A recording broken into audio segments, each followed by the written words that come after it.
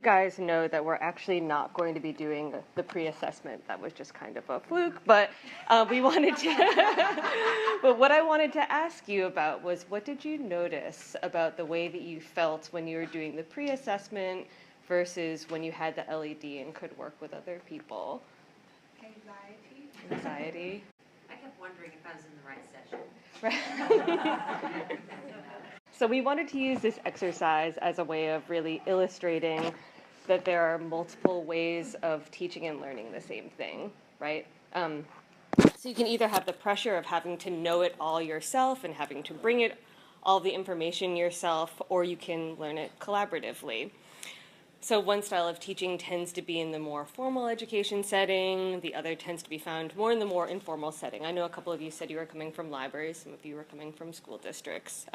So we found that simple circuits that include LEDs, like the thing that you just put together yourself, they're a really great introductory tool to creative technology and to ways of personalizing technology in a creative way.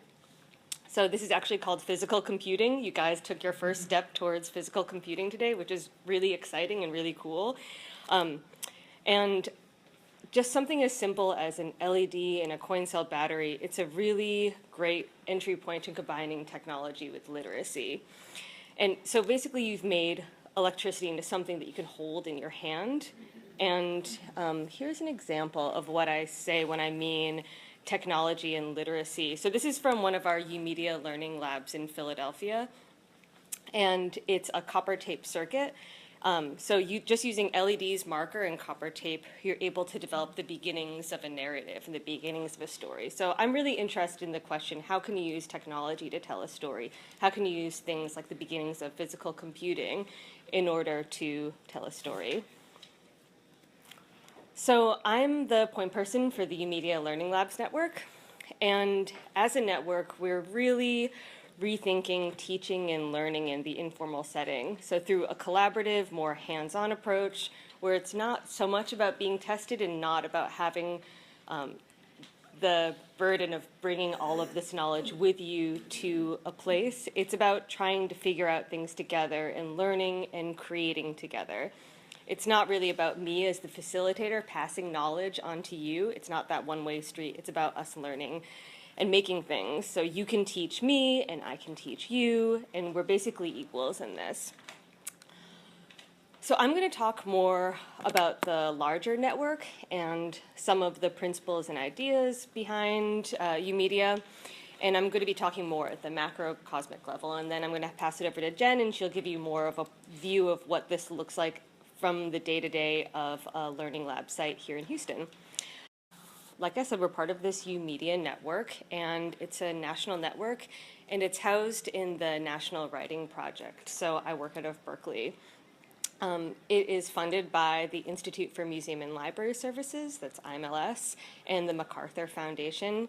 And this initiative grew out of an IMLS MacArthur grant that started in 2011 is about when it started, and it was given to 29 libraries, museums, and community centers across the U.S. And it's a really diverse range of sites. There's the Madison Children's Museum, there's the New York Hall of Science, the San Francisco Public Library, the Museum of Fine Arts Houston. They're all over the place. So as you can imagine, these sites look really different when you walk into them.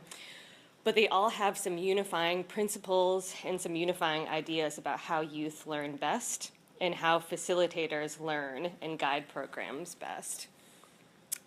Another thing that they have in common is that they ask a lot of interesting questions, like what is the role of a library or museum in the 21st century?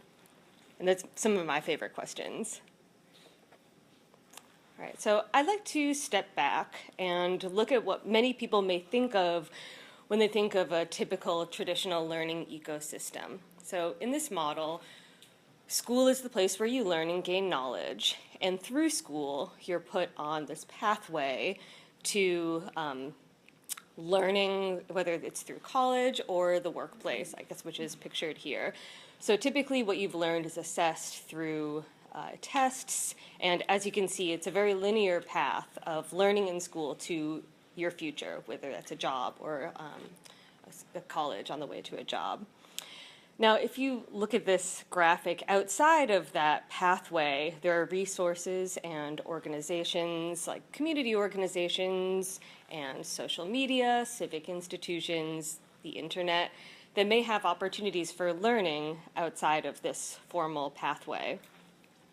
Just to illustrate this a bit further, say you're a student in a public school in Houston.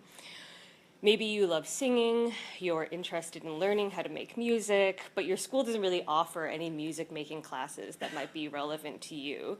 So where do you go to learn? Where do you go to get these new opportunities? There may be many places outside of this path. The first thing I can think of is going on YouTube, or maybe there are places in your community where you can access recording studios, learn how to make beats to produce music. So for many youth, these connections and pathways are invisible, and their parents may not see these pathways. Their schools might not have the partnerships and collaborations and connections to adequately support these kids' interests, or classes may be cost prohibitive. So really this comes down to an equity and access issue. Students in wealthier communities often have these pathways highlighted for them. The resources and tools are highly available to them, and they know how to leverage these tools to connect them not only from point A to point B, but between point C, D, E. They can navigate this world really well. So how can we work towards making sure that families and youth know about these learning pathways? How can we leverage these opportunities in our communities? Well, the first thing we need to do, and I think everyone can agree on this, is to get rid of that linear pathway of learning where it's only one place where you go in your community to learn. We really need to start thinking about all of the resources within a community and center the learning in the community and the learning opportunities around the youth in the community. Because for that girl in Houston that's interested in music, it's not just her school's responsibility that she be prepared for a job or for college, and it's not only her parents' responsibility that she be prepared. It's really the community's responsibility to make sure that youth are equipped with the skills and the knowledge to pursue their dreams, whether that's college, career, or a lifelong passion for music. So as part of the YOUmedia Learning Labs network, we hope to start raising a lot more questions to start to address this problem. So through thinking about all of these learning opportunities, both embedded in the community and virtual, we need to start thinking of them as a connected system. So what I'm talking about is this learning framework that's called connected learning. And has anyone heard of this before? I know that some people, there was some mention of connected learning in some of the talks. So connected learning was developed and defined by a lot of researchers and institutions, including Mimi Ito from UC Irvine. Does anyone know Mimi Ito's research? So she was one of the pioneers about this. The Center for Internet and the Center for Internet Research, the MacArthur Foundation, IMLS. This is really a different way of thinking about who gets to be an educator and what places are valid places of learning. And by acknowledging that learning can happen anywhere and anytime, it really democratizes the potential of all of these digital networks and online resources and community resources. So connected learning focuses on bringing together three spheres. So it's the first is that learning should really be interest-driven. So young people learn best when their learning is connected to their passions, their desires, and to their interests. It should have the opportunity for the youth to connect to their peers who share those same interests. And it should have some sort of potential pathway that leads out of it towards academics or career goals. It should help the young person to develop skills over time that are relevant to them and that have payoff in the real world. So now I want to illustrate what this, I want to pass it off to Jen to illustrate what this looks like in Houston at one of the specific sites. Okay, so I hate standing at podiums because I'm an educator and so I like to move around a lot. So, and feel free to just jump in, throw out ideas, and ask lots of questions. So I'm the object-based learning manager at the Museum of Fine Arts Houston. And one of my roles when I came to Houston was to really think about developing new audiences and what's the role of the 21st Century Art Museum. We're a huge encyclopedic collection. I mean, we span continents and, 5,000 years of art history. But what does this mean for the audiences that we see in Houston on a daily basis? But what does it also mean as demographics change, expectations change, the role of technology has some implications when standing in front of an original work of art? What does all this mean to us? So as this project rolled out, we developed a teen leadership group, essentially. And we call it HANG at MFAH, so that's Houston Art New Generation. They're the new generation of artists in Houston, so look out. And we did this in a couple of different ways. We essentially started talking to middle and high school teachers to find out what are the needs and expectations from their point of view for their students. We started talking to parents, and then we started talking to teens really deeply about what do they want to see in a museum, what are they interested in, where are the gaps in terms of what the community is offering for them that we can start to fill, and what does our expertise lend to that conversation. We're really good at developing audiences in museums. We're really good at interacting with people and constructing knowledge through conversation, right? We approach learning in museums from a constructivist pedagogy. It's all about conversation, so that's why this feels really stodgy and weird to me. So feel free to jump into the conversation. But it really is. So how do we start to capitalize on that, knowing the research that's coming from Mimi Ito, and sort of drawing some really interesting threads through our collections, through our experiences, and through our audiences. So here's a small look at our Houston Art New Generation crew. So what we've done over the last several years, and this program keeps evolving, which is really nice, is we've set up opportunities for teens to come to the museum and work deeply with a mentor artist. We're in an art museum, so we feel like artists are really important to have as a part of this conversation. They're driving what we do from semester to semester. They're bringing to the table ideas, needs, expectations, sort of big, flashy ideas to sort of really kind of finite, specific projects. And then we're leading them through, how do you accomplish these things? How do you accomplish these things in a museum of 550 people, right?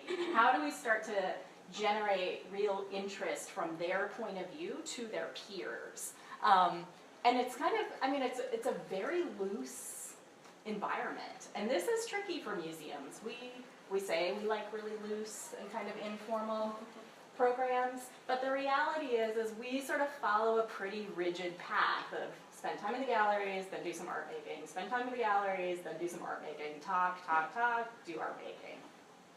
This does not follow that model. This follows a model of, we're going to put you in a space with as many tools and opportunities as possible. We're going to pair you up with somebody who knows a lot about art and a lot about new media and see what happens. And our new media artist is really pushing them to think about what is the role of technology, sort of both physical computing, or sort of using physical computing, both analog and digital tools, and what does that mean for the implications of art as a medium, and using technology as a medium of the 21st century. Any questions so far? Comments, ideas? Okay. So here's a look at our giant museum. We did not have teens coming to our museum outside of school programs. So teens were not self-selecting to spend time at our museum. We're in a big city, we're 4.5 million people, we're a huge museum, there's lots of conflicting or opposing possibilities. How do we generate interest in what feels like a very traditional art museum?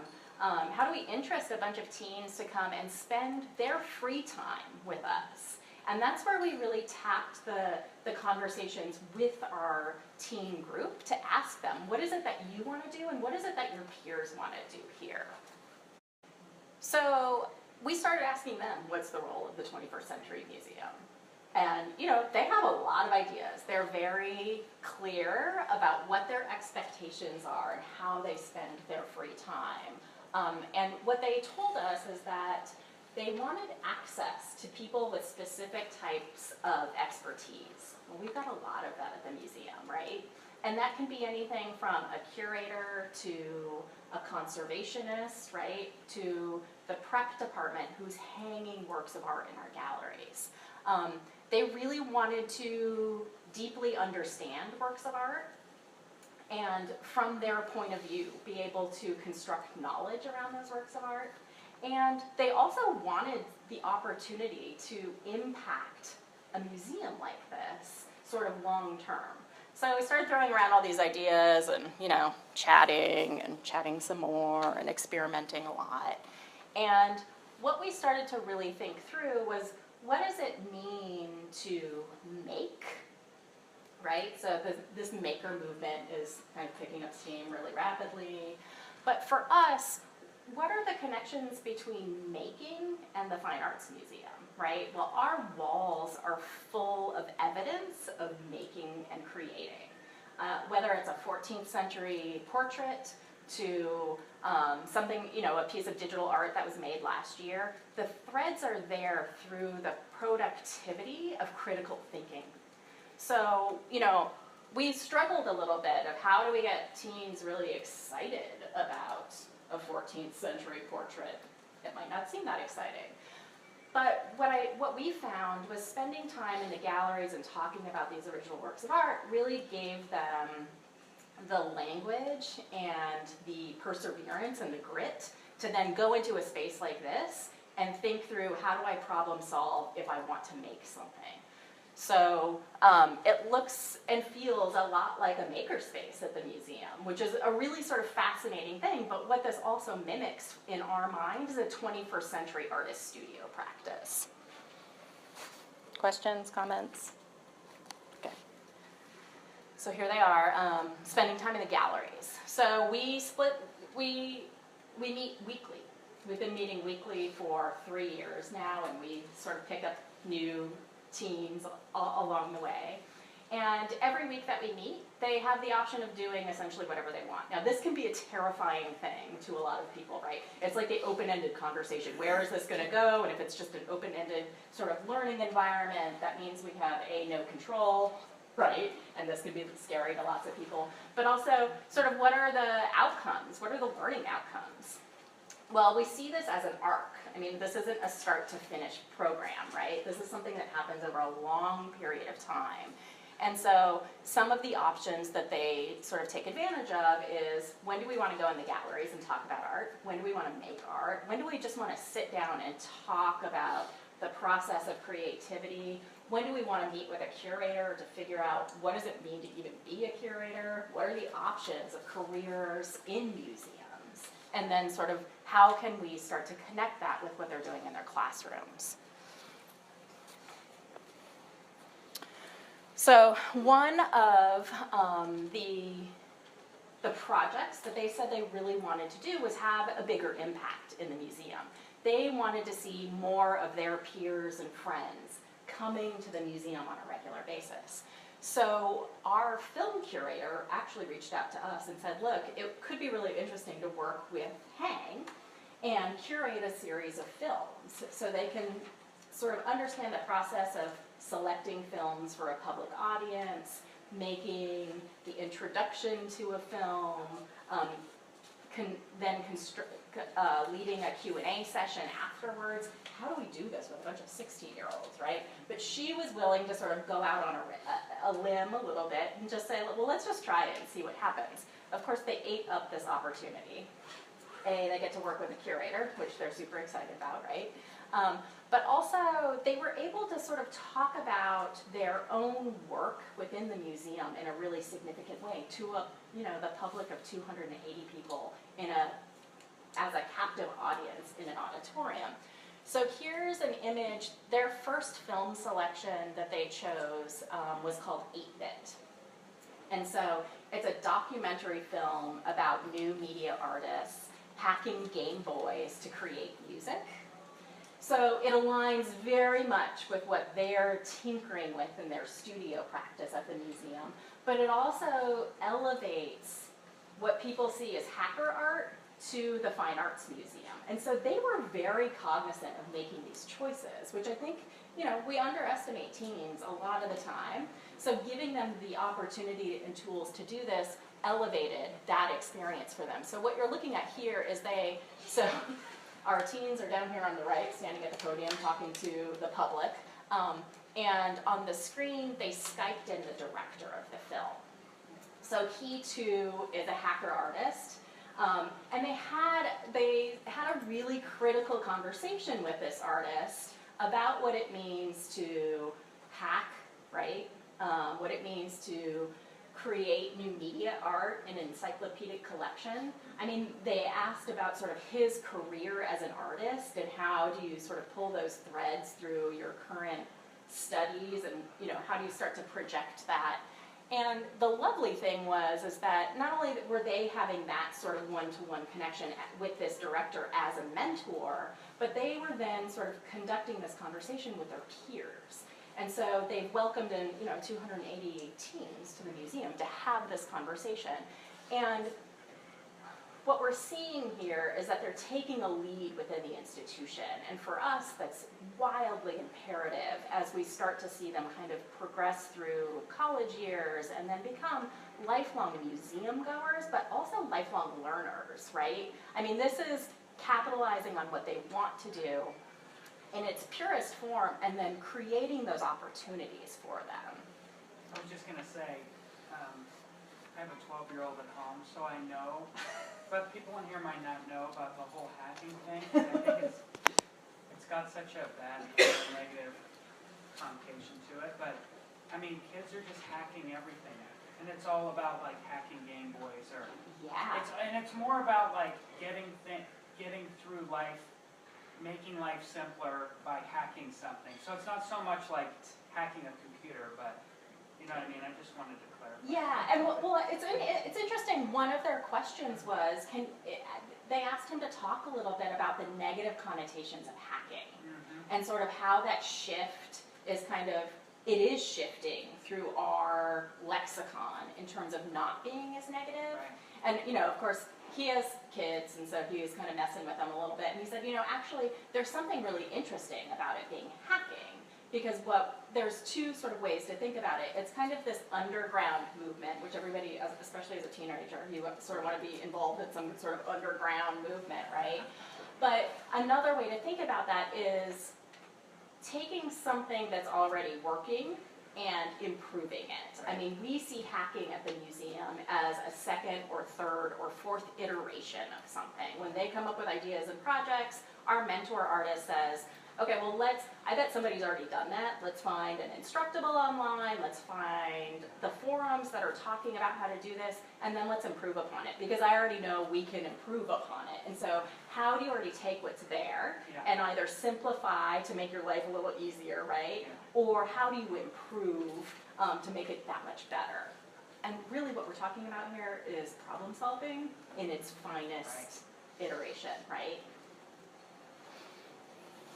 Thanks for jumping in. Yeah. So, not only are we engaging the teens as a new audience, but they offer several open studios a year at the museum. So what they do is they say, look, we've got a couple projects we're ready to highlight and show off to the public. How can we schedule some time to do this? And what you're seeing here are two teams who have built essentially a drawing robot. So they've modeled and printed 3D parts. They've looked up instructions on how to construct this thing. They've written code. And what's happening here is this marker is drawing on this ping pong ball as the ping pong ball is revolving. And so so in these open studios, we're inviting the public to come in and talk directly with the teams about what they're doing, how they're doing it, and why this is important to the museum. The interesting thing is after our last open studio, they said, everybody is just really wowed by the technology. Nobody wants to hear the content behind what we're doing.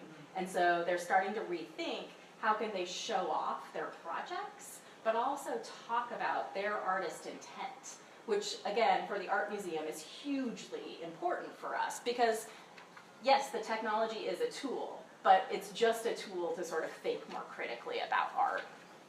Yeah, I think they're much more about the process the creating. Yeah. As opposed to the end result, like, it's one thing to see something that's been hacked, but if they came up with and had to think through the whole process, that's like the genius part they love. Yeah, absolutely. And in fact, you know, so this is another difference in this program versus other programs you'll see at our museum a lot of times, is that at the end of other programs, you walk away with something in hand.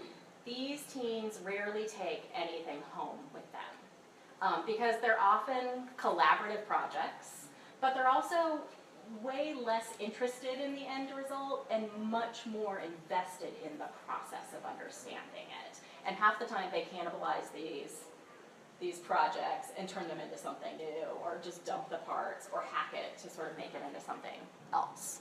Yeah, I think this has a lot of really interesting, and we can talk about this more towards the end, but this has so many interesting implications for literacy and different kinds of literacy, and what does literacy look like when it goes beyond just books and writing. Like, because there's definitely some sort of literacy that's happening here, right? There's coding that's going on. These kids are also problem solving.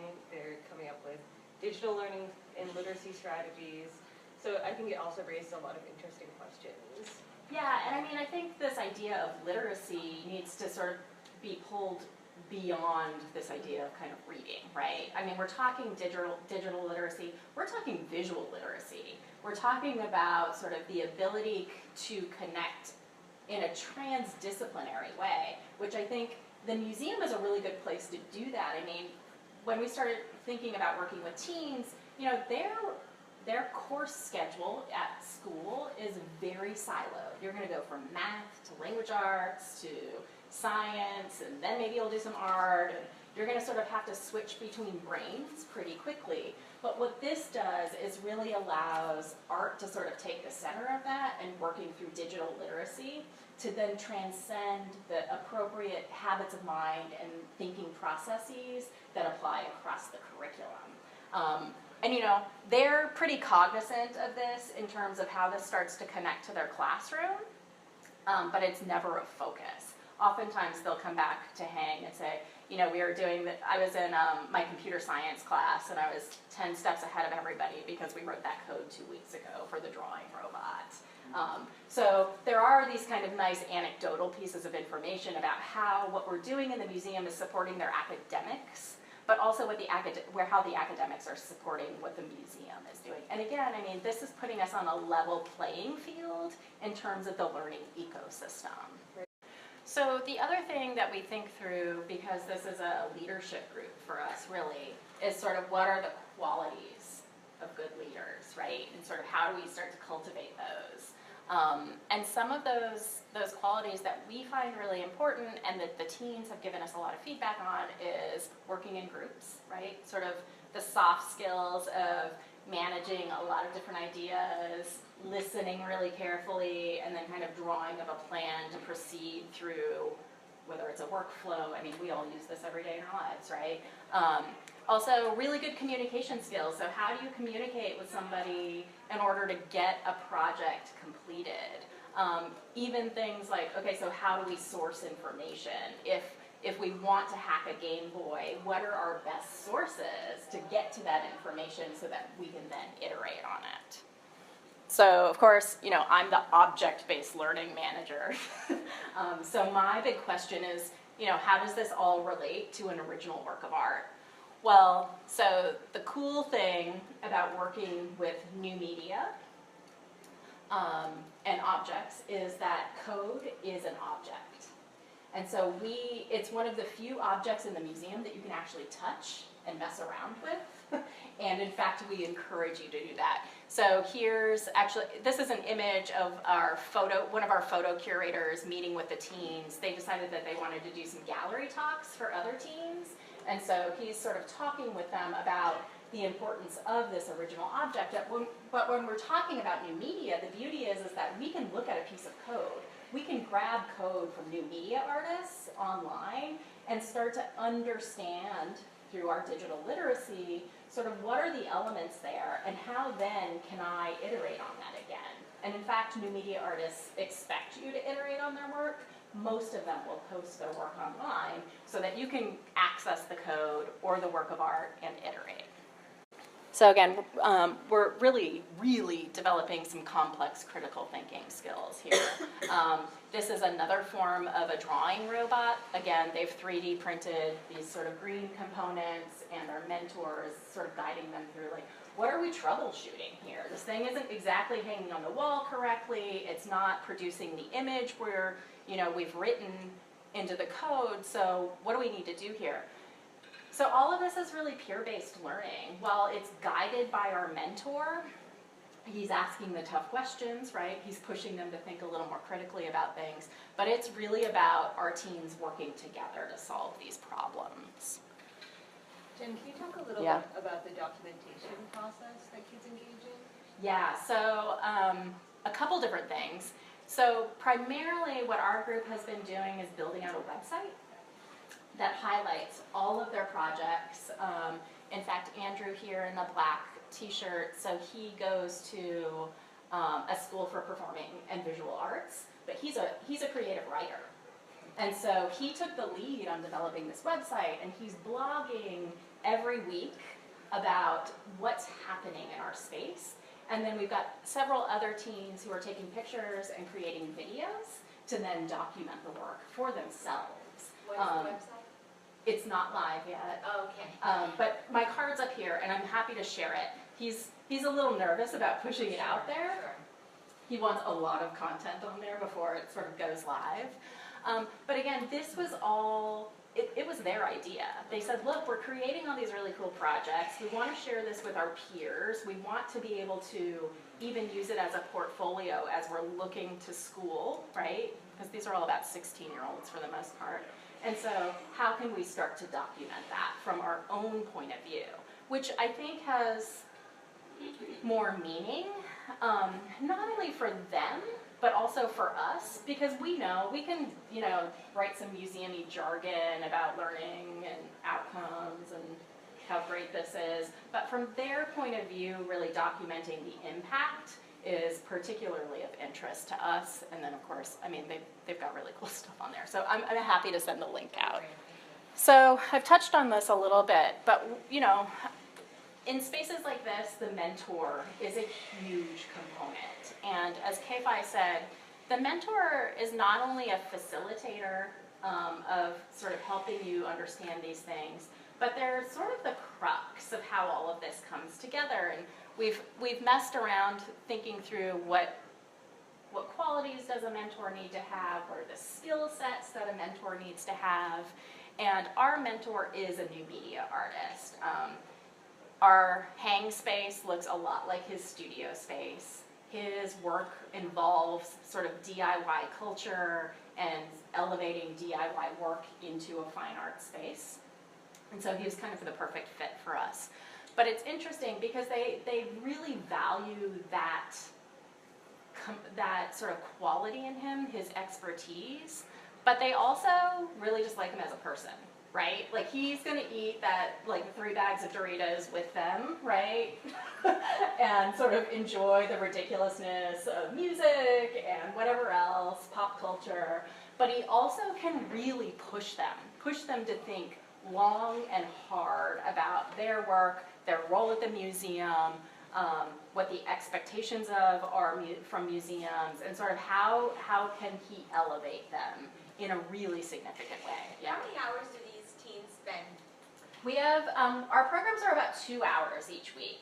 And I will tell you, so we've got teens who drive 45 miles one direction Oh, wow. to spend time with us every week.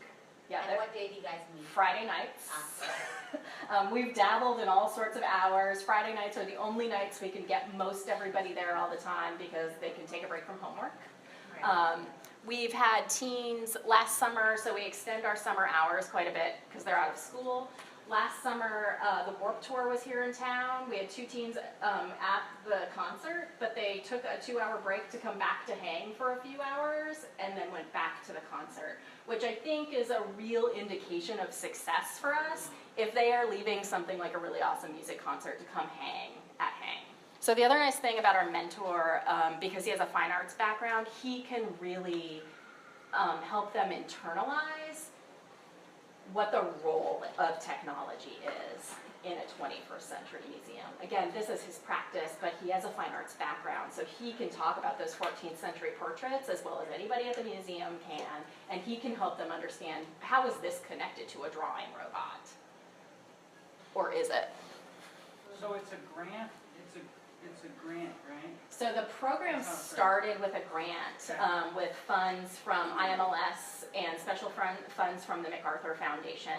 Okay. That grant finished, what, 2 years ago? Well, for, Yeah. it was 2 years, but last year.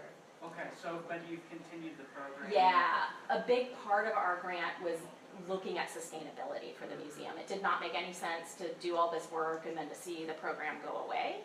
So we built a sustainability plan, which means we have budget money in our annual operating budget to run the program, and we have a wildly active development department who raises more money for us all the time. So you're folding in new kids all the time? All the Is that how time. it works? It's complicated, yeah, especially because some of these kids have been with us for 3 years now, and so their level of expertise is about 10 steps ahead of other kids. Yeah. But what we do is we use them as junior mentors. When we sort of do an open call for more teams, we really let them start to show the new teams basic skills. So they'll run a soldering workshop for us. They'll take them through the galleries and give them the lay of the land. And so we're starting to level them up into thinking themselves as junior mentors. So you end up getting kids from every socioeconomic level as far as like, you know, bottom to the top? Yeah, and in fact, we probably see more of that kind of lower end. Really? So the museum has a K through 12 art school attached to it, where it's all fee-based, and we're talking, you know, several $100s to take a week-long course, right? This is free, and so we're building some capacity, but we're also offering something that we hadn't been offering before to that sort of lower socioeconomic end of the community. And again, I mean, this starts to level the playing field pretty rapidly for us. I mean, in some ways, and that's just because I'm running the program, this has more of an impact over a long period of time than a week-long course that you're going to drop several $100s on, right? Because they can come back and be supported. So we're on spring break here in Houston right now, and 2 of our teens just popped by my office yesterday because they were in the museum looking at art and they wanted to say hello, which is great. I mean, they're spending their off time beyond hang at the institution, and they've made really great connections with us. I mean, they see us as their friends, which is really nice, which is an important role, I think, for the mentors, is sort of beyond what your teacher says, right? I mean, you're 15, 16, you don't really care that much what your teacher says, even if they're really good teachers. And beyond what your parents say. We have a teen who is the daughter of somebody at the museum. She did not come for an entire year, even though he was like, you should go to this hang program, you should go to this hang program. As soon as one of her friends said, I'm going to hang, she started showing up.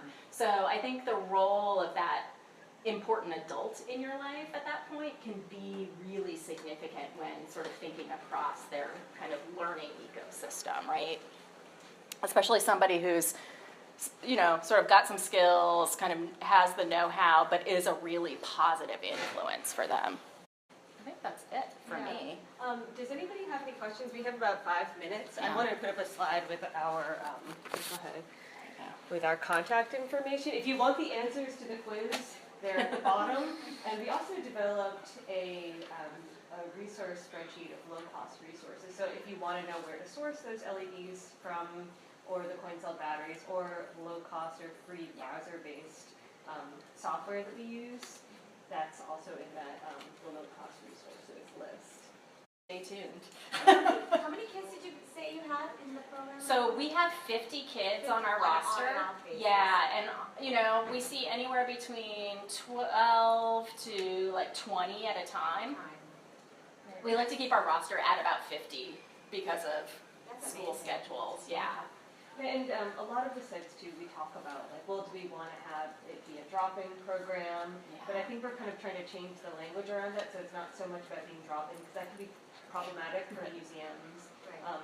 But we like to say that it's like a low barrier to entry. Right. So anyone can participate at any given time, and you can choose your level of engagement. Well, thank you so much for Yeah, coming. thanks for If you have any coming. questions, we have business cards if you want our information, but that's Sorry, I that's asked. the way to be in touch. Oh, no, please, go ahead, yeah. Do you have a question? No, I didn't, so any.